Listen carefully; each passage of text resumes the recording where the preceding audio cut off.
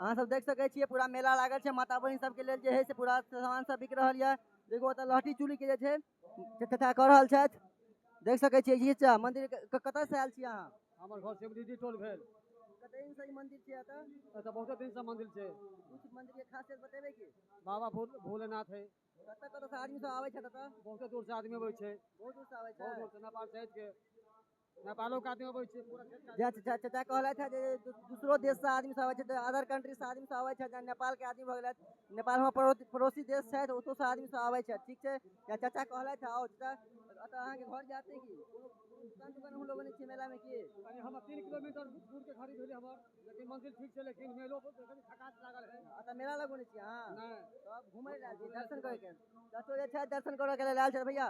देखो कुछ युवा भाई सब जुड़ल छै भैया, कुछ मंदिर के बारे में। मंदिर के बारे में हम यहाँ कहना चाहब कि देखियो अपना सबके गांव में जो है ई भूतनाथ बाबा छे, जे कि अभी के टाइम में सोमवारी के टाइम में देखे सकते छियै कि सावन के वजह से कते भीड़ भ रहल है।